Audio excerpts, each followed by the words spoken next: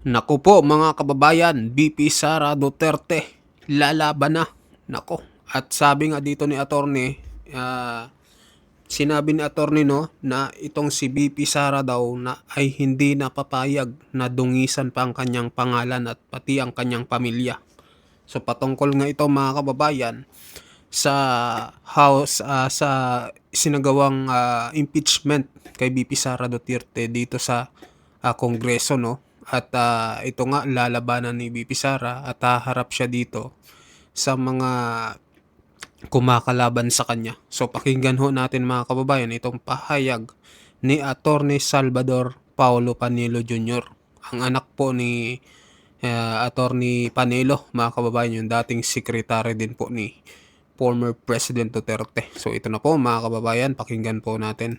Asahan niyo po na si VP Sara mula ngayon ay hindi na papayag na dumihan ng pangalan niya at pangalan ng kanyang pamilya. Ready na po siyang laban sa mga kalaban niya at kalaban ng kalaban ng Pilipino.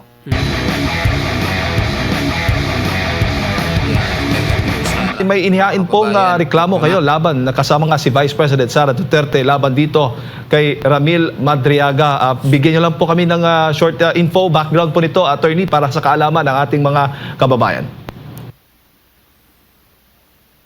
Itong perjury complaint na final ni Vice President Sara Duterte laban kay Ramil Madriaga, ito ay nanggagaling dun sa affidavit ni Ramil Madriaga na in-execute niya noong November 29, 2025 at ipinakalat noong December 2025. Ang sinasabi ni Ramil Madriaga dito ay basically sinasabi niya na bagman daw siya ni Vice President Sara Duterte at nagdi-deliver daw siya di umano ng kung ano-anong mga vehicles, mga sasakyan na merong mga malalaking pera para sa kung sino-sinong personalidad. Tapos sinabi niya rin dito sa affidavit para patunayan yung credibility niya na naging miyembro siya ng PSG, meron siyang formal assignment sa PSG at naging tao siya ni Pangulong Duterte. Tao din daw siya ni VP Sara mula pa nung mayor siya sa Davao City. Tapos siya din daw ang nagbuo ng Vice Presidential Protection and Security Group na noon ay binuo para protektahan si VP Sara at iba pa. Opo. So malinaw, attorney, na walang koneksyon o itong si Vice President Sara Duterte sa taong itong si Ramil Madriaga. Yes, pinapatunayan ng complaint affidavit ni Vice President Sara na kailanman ay hindi naging empleyado o kahit anumang koneksyon nito dun sa mga opisina ni VP Sara mula sa Davao City Mayor's Office or local government, sa Office of the Vice President, sa Department of Education, pati na rin sa VP SPG at pati na rin sa PSG dahil sinabi niyang miyembro siya ng PSG sa panahon ni Pangulong Duterte. So hindi sila magkakilala. Hindi kilalang personal ni VP Sara si Ramil Madriaga. Wala silang personal o professional na relationship. So imposible yung pinaparatang ni Ramil Madriaga sa kanya na inutusan daw siya na mag-deliver ng cash na including confidential funds daw at hindi rin totoo na binuo niya yung grupong Isip Pilipinas, yung Inday Sara. Sabi niya, Inday Sara is my President Pilipinas. Hindi rin po totoo yan. Opo. Attorney, sa pananaw po ninyo, paano po ito nakakaapekto itong mga alegasyon ni Ramil Madriaga sa reputasyon po ng Vice Presidente?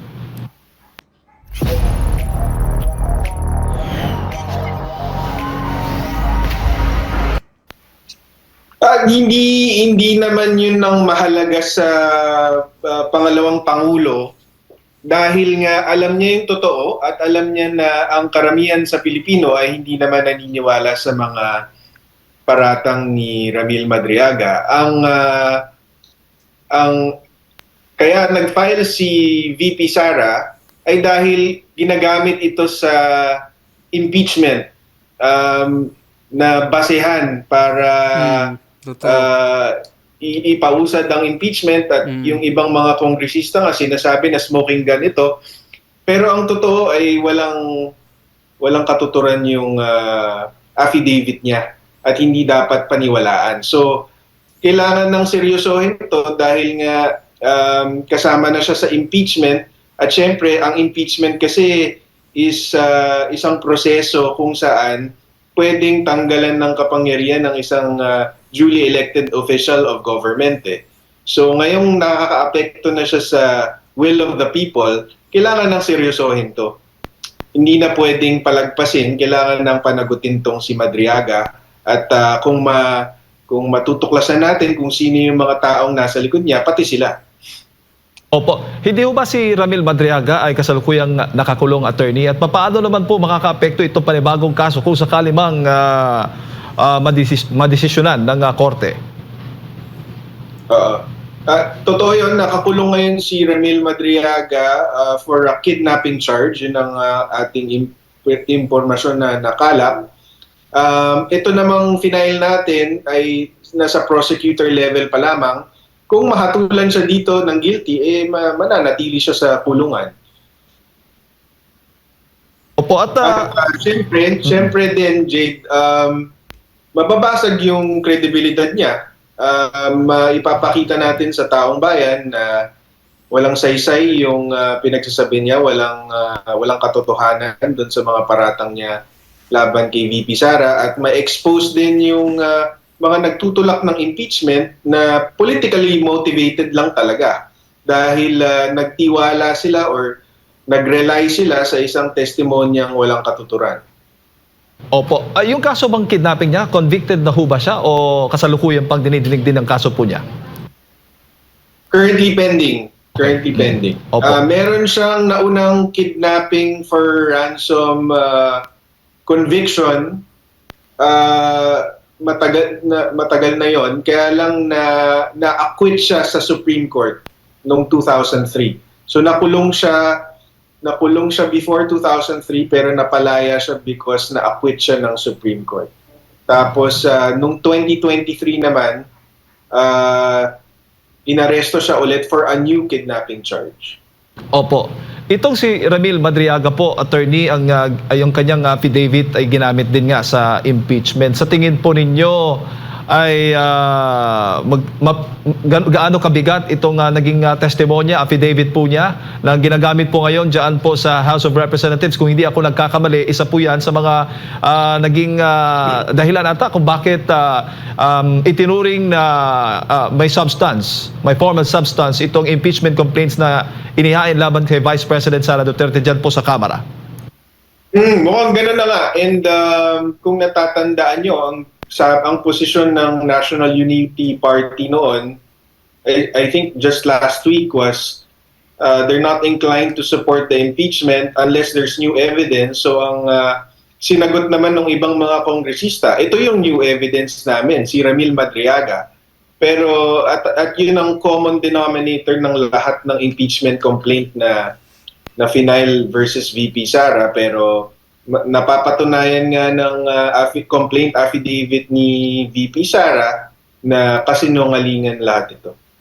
Po, bago ko pasa kay partner Admar Attorney, sa tingin po ninyo maaari po itong gamitin ng ilang kongresista siguro doon sa Kamara para maipabatid po sa kanila kung ano talaga, kung sino ba talaga itong si Ramil Madriaga bago sila magdesisyon doon sa impeachment complaint nga ni Vice President Sara Duterte?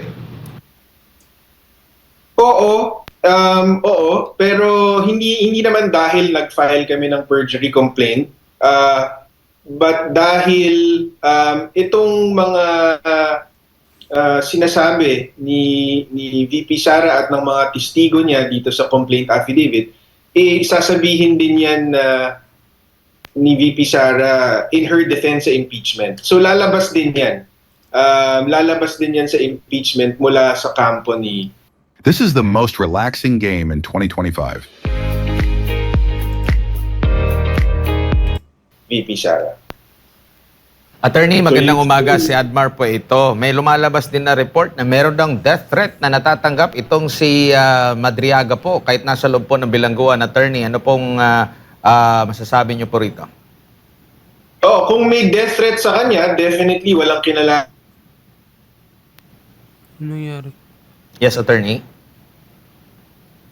Okay, balikan lang natin si Attorney Salvador. Nyo tungkol doon sa sinasabing death threat daw po na natatanggap ni Madriaga po. Kung may death threat laban kay Ramil Madriaga mula sa bilangguan, definitely walang kinalaman dyan si VP Sara, and taliwas yan sa gusto mangyari ni VP Sara, kasi ang gusto ni VP Sara, ang gusto namin is sagutin niya yung reklamo namin, i-deny niya yung mga paratang namin laban sa kanya para lalo namin siyang madiin, kasi alam namin nagsisinungaling siya. So alam namin na kapag tinindigan niya yung mga sinasabi niya doon sa affidavit, lalo namin siyang mababasag. So it's out of VP Sara's interest. It's contrary to her interest na may mangyaring masama kay Ramil Madriaga, dahil confident kami na si VP Sara ang nagsasabi ng totoo sa kanilang dalawa. Opo.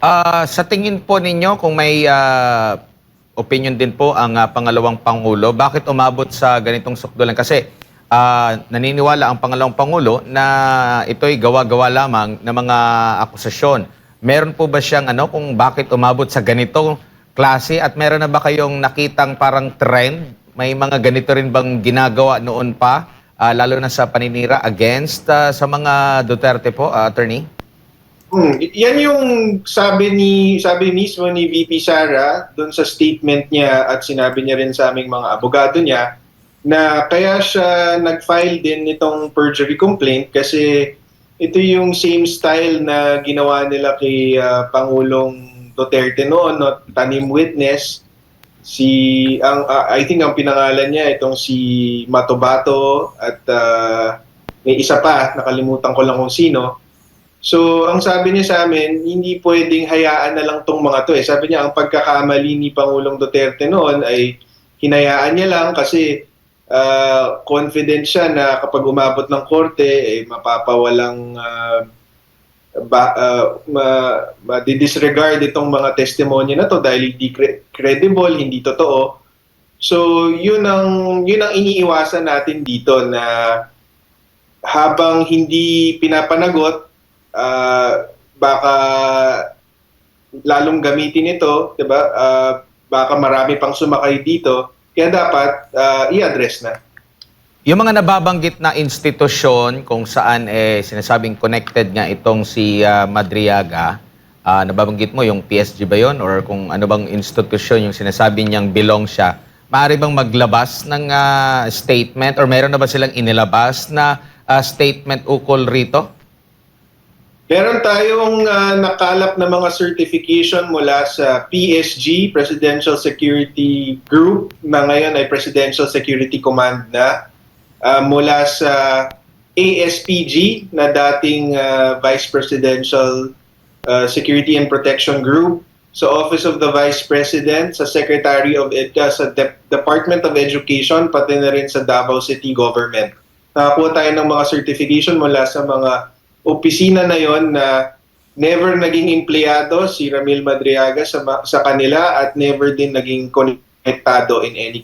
Nako. Opo. At Sablay ka, ito rin meron din Madriaga. pahayag last December, Hindi ko kung di ako pala naging nagkakamali, empleyado. ang kalihim din po ng DILG mismo, na nababanggit niya na hindi nakabisita itong si VP Sara kay Madriaga. Gagamitin din po ba yan? Nabanggit din po yan sa complaint affidavit. Although hindi naman po talaga kailangan, kasi hindi po yan kasama doon sa affidavit ni Madriaga. Binanggit din po natin yan sa complaint affidavit ni VP Sara na hindi po totoo na yung sinasabi ni Attorney Palad na binisita ni VP Sara si Madriaga sa kulungan, di umano, para kausapin daw na wag ituloy yung affidavit niya. Si Secretary John Vic Remulla na mismo ang bumasag dyan. Ang sinabi niya ay nakausap niya yung jail warden, and based on records, hindi bumisita si VP Sara kay Ramil Madriaga. Huli na lamang po, ano po kayang masasabi niyo po dito sa treatment sa nilagdaang at sinumpaan na salaysay ni Madriaga? Grabe yung treatment nito. In fact, isasama pangarad nga dyan sa impeachment. Kumpara dito sa pahayag ng dating mga sundalo na detalyado rin po at mga first-hand witness din sila dito sa pamamahagi ng mga mali-maletang may lamang pera po, attorney. Yeah, kitang-kita naman na basta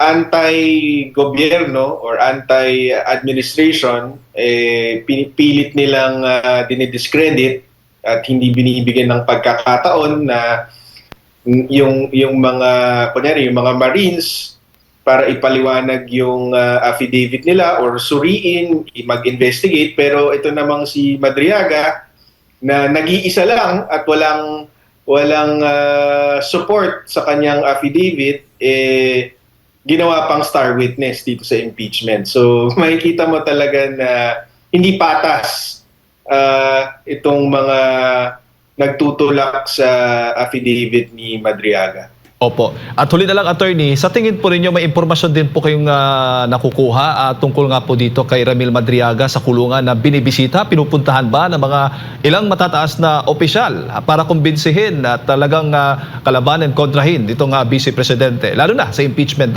complaint? I think sila mismo na ang umamin na nabisita nila si Ramil Madriaga sa kulungan. Si former Senator Trillanes, sinabi niya na bago niya gamitin yung Madriaga affidavit doon sa complaint na final niya versus VP Sara sa Ombudsman, ay binisita niya ito para kausapin. Pati naman si Congresswoman Laila De Lima also admitted that she visited Madriaga in prison. Opo. So, yeah, it just goes to show na biruin mo, nagkaroon kayo ng opportunity na kilatisin itong taong ito, and yet ginamit nyo. So, ibig sabihin, politically motivated talaga ito. Kasi meron kaming 7 witnesses, including 2 former PSG commanders, na nagsasabi na hindi magkakilala si VP Sara at itong si Madriaga.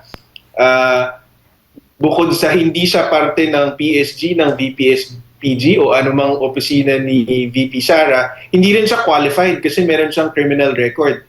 In fact, ang sabi nga nung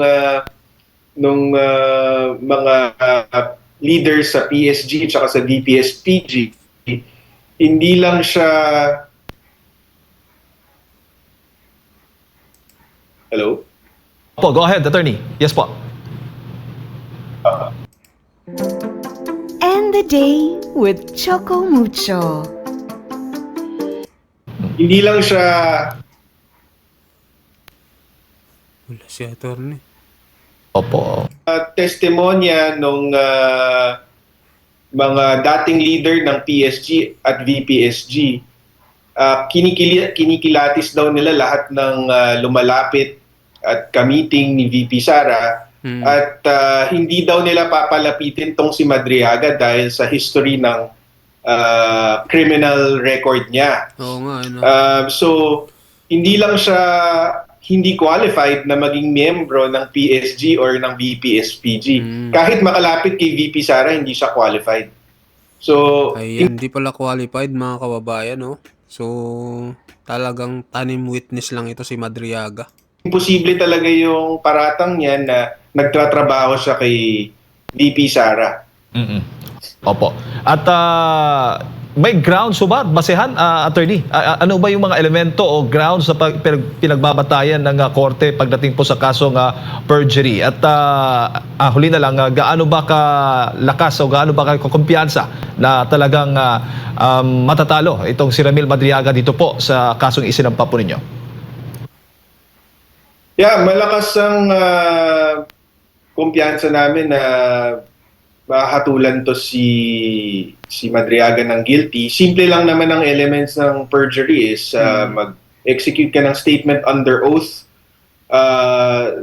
that is false on a material fact and for a legal purpose. So, yun lang po yun. Kung nagsinungaling ka sa isang statement under oath on a material fact, like itong pinaparatang niya kay VP Sara, ay perjury po ang tawag doon. So, confident po tayo na na-satisfy natin lahat ng elements na yan at saka confident tayo na more than sapat ang ebidensyang inihain natin laban sa kanya. Alright. Ayan, attorney, maraming salamat po. Siguro huling mensahe na lamang po ninyo sa ating mga kababayan. Yeah, ang mensahe ko lang is maraming salamat po sa inyong suporta at wag po tayong basta maniniwala sa mga paratang laban kay VP Sara dahil alam po nating politically motivated ito. Maging mapanuri po tayo at Ayun mga kababayan, ano masasabi nyo dito? Nako, hindi pala qualified itong si Madriaga, may criminal records pala ito. Ayun pala yung number 1 rule no dito sa pagka mag-a-apply kang PSG, Presidential Security Group no. At yun ang unang talagang nangyari at talagang ito yung magiging butas kay Madriaga at patunay na ito'y tanim witness lang para siraan si VP Sara Duterte. Mag-comment kayo mga kababayan, mag-like at mag-subscribe sa ating video at sa mga bagong pasok dyan. Pa-subscribe din po ng ating channel mga kababayan. Maraming salamat po.